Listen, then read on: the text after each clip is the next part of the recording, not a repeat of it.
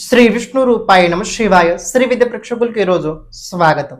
మేషరాశి, సింహరాశి అలాగే ధనుసు రాశి వారి కనుక చూసుకున్నట్లయితే ఈ రోజు మీకోసం సామాన్యంగా ఉండబోతుంది. మరి అంత అద్భుతంగా అయితే నేను చెప్పలేను, కానీ ఒక విషయం చెప్తా. ఈ రోజు మీకు బాధ కలిగిన విషయం నిజం కలుగుద్ది, కానీ ఆ బాధ అందరితో పంచుకోకండి. ఎవరితో పంచుకుంటే బాధ తగ్గుద్దో వారితోటి మాట్లాడండి. అనవసరంగా మీ బాధను ఎవరితో ఎక్కువ షేర్ చేసుకోకండి. వృషభ రాశి, కన్యా రాశి అలాగే మకర రాశి వారి కనుక చూసుకున్నట్లయితే ఈ రోజు మీకోసం బాగానే చెప్పుకోవచ్చు. ఈ రోజు విశేషంగా మీరు ఏదైనా చేస్తున్నట్లయితే దాన్ని కంటిన్యూ చేయండి.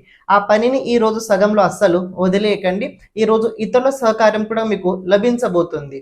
మిథున రాశి, తులారాశి అలాగే కుంభరాశి వారి కనుక చూసుకున్నట్లయితే ఈ రోజు మీకోసం పర్వాలేదు, బాగానే చెప్పుకోవచ్చు.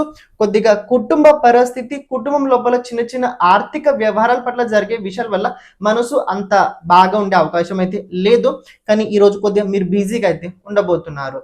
కర్కాటక రాశి, వృశ్చిక రాశి అలాగే మీన రాశి వారి కనుక చూసుకున్నట్లయితే ఈ రోజు పర్వాలేదు, బాగానే చెప్పుకోవచ్చు.